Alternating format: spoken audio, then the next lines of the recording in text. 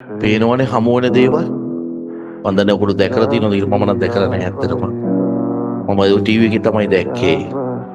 ඔය කාටවත් නෙමෙයි වෙලා තියෙන්නේ. ඔයගොල්ලන්ට ලබා දෙන්න තමයි වෙලා තියෙන්නේ.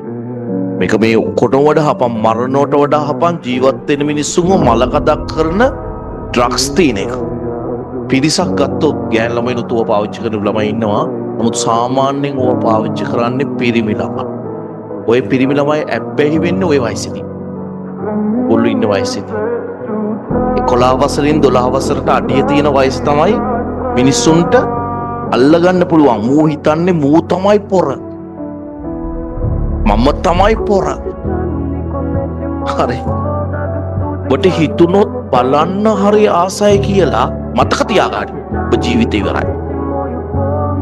බලන්න දැන් සමහරවිට හිතනවනේ අපි ඔක බලමුද මචං. ඔය ඕනතරම් ඔයගොල්ලන්ගේ සමාජයේ ඔයගොල්ලෝ යාළුවෝ ඉන්න ඔයගොල්ලොත් එක්ක ඉන්නේ.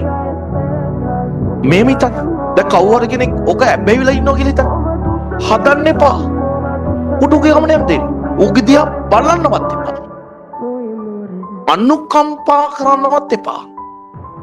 ඕවා පාවිච්චි කරපු මිනිස්සු කවදාකවත් හරි යහතින් ඉඳලා නැහැ. හොඳනේ ඕවා ටීවී වල පෙන්නන එක වැරදි. හරි ටීවී වල ඕවා පෙන්නන්න නරකයි. ඔයගොල්ලන්ගේ හිතවල හරි වෙනස්. ඔයගොල්ලෝ හරි කැමති කවුරුත් දැන් මම මෙහෙම කියනවනේ එපා කියන. ඔයගොල්ලන්ගේ සමහර ළමයි හිතනවා ඒක බලන්න ඕන. ඇයි මේ එපා කියන්නේ? පුතේ ඔයගොල්ලන්ට කියන්නේ විශේෂයෙන් ඔයගොල්ලෝ එලෝල් මැත්ස් කරන දරුවෝ ඔය ගැන හොඳට කල්පනාවෙන් සිහියෙන් ජීවත් වෙන්න. ශරීරේ වර්ධනය කරන විටමින් එකක් නෙමෙයි ඔය ගෙනලා තියෙන්නේ. ඔයගොල්ලෝ අතර බෙදා හරින්නම තමයි වෙලා තියෙන්නේ.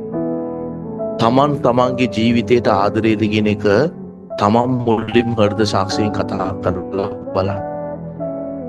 තමන්ගේ ජීවිතේ පුතේ තමන්ට වටින්න ඕන එච්චරයි.